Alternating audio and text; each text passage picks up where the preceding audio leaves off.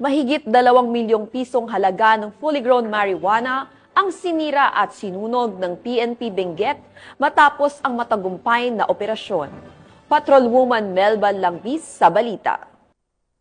Tuloy na malawakang kampanya kontra illegal na droga, tinatayang 2,640,000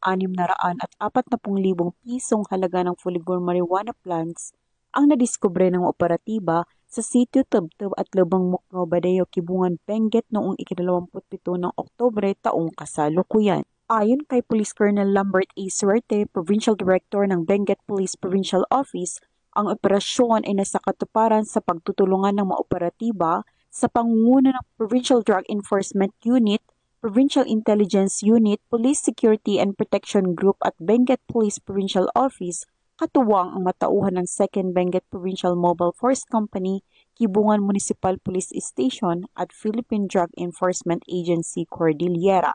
Ang operasyon ay nagresulta sa pagkadiskubre ng 2 plantasyon ng marijuana na may kabuuang lawak na 1,650 square meters at may nakatanim na 13,200 piraso ng fully grown marijuana plants na tinatayang nagkakahalaga ng 2,640,000 piso. Bagamat walang nahuling cultivator, lahat ng nadiskubreng marijuana ay naidokumento at sinunog sa mismong lugar, habang ang sapat na sample ay dinala upang isumiti sa Regional Forensic Unit Cordillera para sa qualitative test.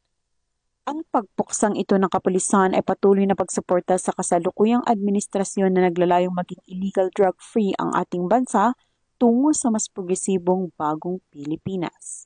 Mula dito sa Region Cordillera, ako ang inyong PNN Correspondent Patrolwoman Melba Langbis, alagad ng batas, tagataguyod ng Balitang Pulis.